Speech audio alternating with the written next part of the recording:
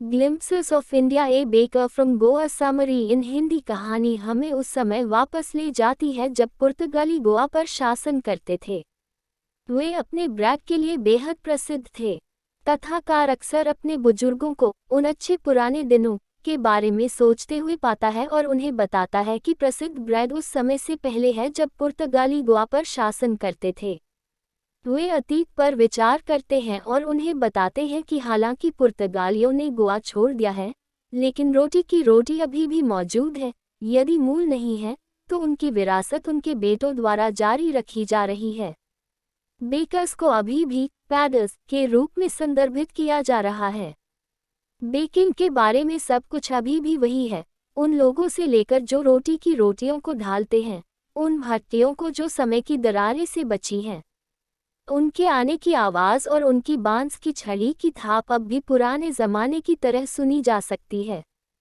कथाकार याद करते हैं कि बेकर ने गोवा में अपने बचपन के दिनों में उनके दोस्त और साथी के रूप में काम किया था। बेकर दिन में 2 बार आता था, एक बार जब वह अपनी रोटियां बेचने के चक्कर में था और दूसरी बार अपनी खाली टोकरी के साथ वापस लौटते हुए सभी रोटियां बेचकर। यह उनकी बांस की छड़ी की आवाज़ थी जो बच्चों को जगाती थी। बच्चे उनसे मिलने के लिए बहुत उत्साहित थे और विशेष रूप से उनके लिए बनी ब्रैग की चूड़ियों या कनकौन से चुन रहे थे। जबकि चूड़ियाँ बच्चों के लिए थीं, रोटियाँ वयस्कों के लिए थीं जो आमतौर पर घर की नौकरानी द्वारा एकत्र की जाती थीं। बेकर अक्सर अपनी बांस की छड़ी के साथ एक संगीत प्रविष्टि बनाता था। उसके एक हाथ ने उसके सिर पर टोकरी का समर्थन किया जबकि दूसरे ने बांस को जमीन पर पटक दिया। वह घर घर जाकर महिलाओं को रोटियां सौंपने से पहले उनका अभिवादन करता। माता पिता बच्चों को डांटते थे और उन्हें अलग खड़ा करते थे, लेकिन वे जितने उत्सुक थे, वे टोकरी में झांकने के लिए एक बेंच या दीवार पर चढ़ गए। उन्होंने उन ब्रैग बैंगल्स को रखने से पहले अपने दांतों को ब्रश करने की भी जहमत नहीं उठाई, क्योंकि उन्हें शाखाओं से आम के पत्तों को दांतों को ब्रश करने के लिए इस्तेमाल करना अनावश्यक प्रयास लगता था। वे ब्रश करने को अनावश्यक मानते थे क्योंकि गर्म चाय आसानी से अपना मुंह धो सकती थी और उन्हें लगता था कि बाघ जैसे जानवरों ने कभी अपने दांत नहीं धोए। रोटी गोयन संस्कृति का एक महत्वपूर्ण हिस्सा है और यह हर महत्वपूर्ण अवसर पर इसकी उपस्थिति से स्पष्ट है। विवाह में मिठाई की ब्रैग से लेकर सगाई की पार्टियों में सैंडविच और क्रिसमस के साथ साथ अन्य अवसरों पर केक और नारियल कुकीज, हर गांव में एक बेकर की उपस्थिति को बहुत आवश्यक बनाता है। बेकर्स को ज्ञात था कि उन्हें घुटने की लंबाई वाली फ्रॉक लंबी पोशाकें पहनाई जाती थीं, जिन्हें आमतौर पर काबाय के नाम से जाना जाता था। कथाकार के बचपन के दिनों में उन्होंने उन्हें शर्ट और पैंट पहने देखा था, जिनकी लंबाई सामान्य लोगों की तुलना में कम थी। यह उनकी पहचान का एक हिस्सा इतना था कि भले ही कोई उस पतलून की लंबाई पहनता हो, उसे कहा जाता है कि उसने बेकर की तरह कपड़े पहने थे, या पुराने जमाने में कहा जाता था बेकर के पास पेंसिल का उपयोग करके दीवार पर बिलों का मासिक रिकॉर्ड बनाने और फिर महीने के अंत में धन एकत्र करने का एक तरीका था। बेकिंग हमेशा एक लाभदायक पेशा रहा है। बेकर का परिवार और कार्यकर्ता हमेशा खुश और खुशहाल रहे हैं। बेकर आमतौर पर मोटा था, जो इस बात का सबूत था कि उसके पास खाने के लिए बहुत कुछ है और इसलिए उसकी समृद्धि का प्रमाण था। यहाँ तक आज तक एक अच्छी तरह से निर्मित शरीर वाले व्यक्ति की तुलना एक बेकर से की जाती है। Coorg summary in Hindi. कुर्ग एक जगह जो इतनी खूबसूरत है कि ऐसा लगता है जैसे स्वर्ग का टुकड़ा भगवान के राज्य से दूर चला गया है और पृथ्वी पर बस गया है। यह मैसूर और मैंगलोर के बीच कहीं है। यह असमान ऊंचाई की कम पहाड़ियों वाला क्षेत्र है। पुरुष बहादुर योद्धा हैं। कूर्ग की महिलाएं सुंदर हैं। जगह पर विभिन्न प्रकार के जंगली जानवर भी हैं। कोडगू के रूप में भी जाना जाता है। यह कर्नाटक के सबसे छोटे जिलों में से एक है। कूर्ग का 30% क्षेत्र सदाबहार वर्षावनों से आच्छादित है और यह स्थान वर्ष के अधिकांश भाग के लिए वर्षा प्राप्त करता है, विशेषकर मानसून के मौसम के दौरान। कूर्ग आने के लिए सितंबर से मार्च की अवधि आदर्श है। मौसम खुशनुमा होता है और कुछ बारिश होती है जो इसे सार्थक बनाती है। प्रचुर मात्रा में कॉफ़ी के बागानों के कारण हवा कॉफ़ी की मजबूत खुशबू से भर जाती है। माना जाता है कि कूर्ग के लोग ग्रीक या अरबी पृष्ठभूमि के हैं और आमतौर पर क्रूर हैं।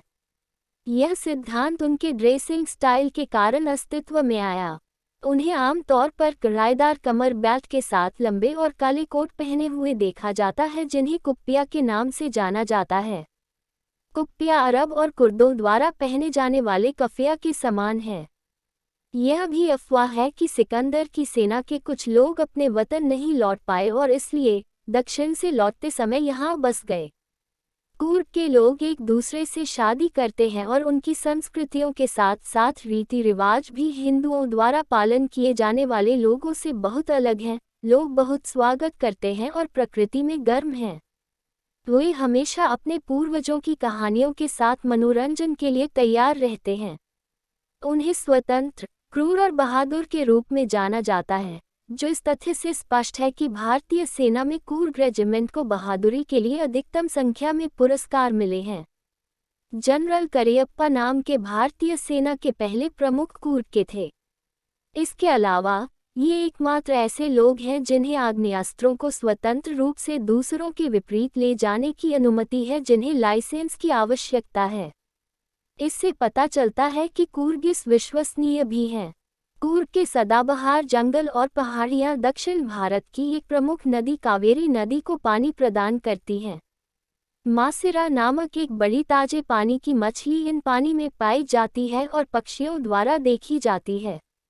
गिलहरी और लंगूर आधे पानी वाले फलों को फेंककर इन पानी में खेलते हैं, जबकि हाथी इसमें स्नान करने का आनंद लेते हैं। जगह की प्राकृतिक सुंदरता में आराम करने के लिए कूर्ग की यात्रा करने वाले पर्यटक river rafting, canoeing, rappelling, rock climbing और माउंटेन क्लाइंबिंग जैसी विभिन्न साहसिक खेल गतिविधियों की ओर भी आकर्षित होते हैं। पहाड़ियों में पैदल चलने वाले पैदल यात्रियों द्वारा विभिन्न रास्ते बनाए जाते हैं जो वहां ट्रैक करते हैं। अपने क्षेत्र में टहलने के दौरान कोई व्यक्ति अपने आसपास विभिन्न प्रकार के जानवर पा सकता है। पक्षी, मधुमक्खियां और तितलियां आपके आसपास उड़ती हैं, जबकि गिलहरी और लंगूर पेड़ों से आप पर नजर रखते हैं। जंगली हाथी भी कूर्ग में पाए जा सकते हैं। कूर्ग के खूबसूरत शहर को देखने के लिए ब्रह्मागिरी पहाड़ियों पर चढ़ना चाहिए। कूर्ग निसर्गधाम और ब्यलकुप्पे द्वीप की तरह सुंदरता के अद्भुत स्थानों से घिरा हुआ है, जो भारत की सबसे बड़ी तिब्बती बस्ती है। कूर्ग जिले में लाल, नारंगी और पीले रंग के परिधान पहने हुए भिक्षुओं को भी देखा जा सकता है, जहां यात्रियों के लिए उनकी जीवन शैली आकर्षक है। विविध संस्कृतियों का मिश्रण यहां देखा जा सकता है, जो भारत के हृदय और आत्मा का प्रतिनिधित्व करते हैं। T from Assam summary in Hindi. यह दृश्य एक ट्रेन स्टेशन पर सेट किया गया है, जहां एक चाय विक्रेता दो दोस्तों से पूछता है कि क्या वे कुछ ताज़ी बनी गर्म चाय खरीदना चाहते हैं। वे तय करते हैं कि 2 कप चाय लगभग सभी को अपने डिब्बे में शामिल करनी है। इसके साथ प्रांजल ने इस तथ्य पर प्रकाश डाला कि दुनिया भर में हर रोज लगभग 80 करोड़ कप चाय पी जाती है, जबकि राजवीर यह सुनकर आश्चर्यचकित रह जाते हैं। दरअसल चाय दुनिया भर में एक लोकप्रिय पेय है। जैसे ही ट्रेन आगे बढ़ने लगी, प्रांजल अपनी जासूसी किताब पढ़ने में व्यस्त हो गया। दोनों दोस्त जासूसी किताबों के बहुत बड़े प्रशंसक थे, लेकिन राजवीर ने इस समय प्राकृतिक सुंदरता को देखना पसंद किया। चारों तरफ हरियाली थी, ऐसा कुछ राजवीर ने पहले कभी नहीं देखा था। हरे धान के खेतों के बाद चाय बागान आए। जहां तक वह देखने में सक्षम था, केवल चाय की झाड़ियां ही इतनी दिखाई देती थीं कि कथावाचक इसकी तुलना चाय की झाड़ियों के समुद्र से करते थे। पृष्ठभूमि में घने जंगलों वाली पहाड़ियां थीं। चाय के बागानों के बीच में ऊंचे और मजबूत पेड़ों की क्रमबद्ध पंक्तियां थीं, जो हवा के कारण हिल रही थीं।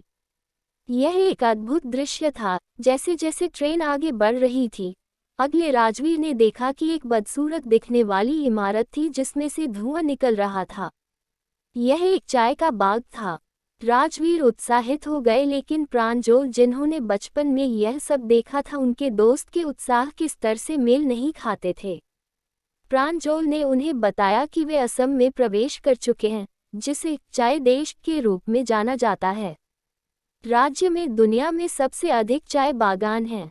चाय के देश का दौरा करने से पहले राजवीर ने चाय के बारे में बहुत कुछ पढ़ा और यह कैसे पता चला। कई सिद्धांत थे और उनमें से एक चीनी सम्राट के बारे में था जिन्हें उबला हुआ पानी पीने की आदत थी। एक बार जब वह उस पानी को उबाल रहा था तो कुछ पत्ते उसमें गिर गए और उसे स्वादिष्ट चखा। कहा जाता है कि वे पत्ते चाय की पत्ती थे। प्रांजोल द्वारा पूछे जाने पर राजवीर ने बोधिधर्म नामक एक भारतीय कथा के बारे में एक और कहानी बताई। वह एक बौद्ध भिक्षु था जिसने अपनी पलकें काट ली थीं क्योंकि वह ध्यान करते समय नींद महसूस करता था। आखिरकार चाय के पौधे उसकी पलकों से बाहर आ गए जो पानी के साथ उबालने के बाद खाने से नींद से छुटकारा पाने में मदद करते थे। इसके अलावा राजवीर ने कुछ तथ्यों पर प्रकाश डाला जिसमें कहा गया था कि चाय 2700 ईसा पूर्व और चीन में पहली बार खपत की गई थी। ऐसे सभी शब्द जैसे ची और हफ चीनी की उत्पत्ति चीनी भाषा से हुई है। यूरोप में चाय की शुरुआत काफ़ी देर से हुई थी, 16वीं शताब्दी में, जहां इसे औषधीय गुणों वाला माना जाता था। ट्रेन रुक गई थी और लड़के अपने गंतव्य पर पहुंच गए जहां उन्होंने अपना सामान इकट्ठा किया और केवल एक प्लेटफॉर्म खोजने के लिए ट्रेन में चढ़ गए जो बहुत भीड़ थी। प्रांजोल के माता पिता उन्हें रिसीव करने आए थे। लगभग 1 घंटे के बाद वे ढेकियाबारी प्रांजोल के चाय बागान पहुंचे और एक मवेशी पुल के माध्यम से अपना रास्ता बना लिया। उनका चाय बागान जमीन के विशाल क्षेत्र में फैला हुआ था। सभी झाड़ियों को एक ही ऊंचाई पर काटा गया था और उनकी देखभाल की गई थी।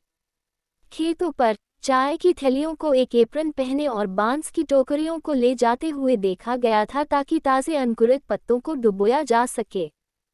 खेतों के रास्ते में प्रांजोल के पिता ने एक ट्रैक्टर को रास्ता दिया जो चाय की पत्तियों से भरा हुआ था। इसे देखते हुए राजवीर ने अपने ज्ञान का उल्लेख करते हुए कहा कि यह वर्ष का दूसरा अंकुरण काल जो मई से जुलाई तक रहता है और उत्कृष्ट उपज देता है। प्रांजोल के पिता, जो प्रभावित लगते हैं, जवाब देते हैं कि लगता है कि उन्होंने आने से पहले बहुत शोध किया है। प्रांजोल, जो अद्भुत पेय के बारे में अधिक जानने के लिए उत्साहित है, उसी के लिए अपना इरादा दिखाया।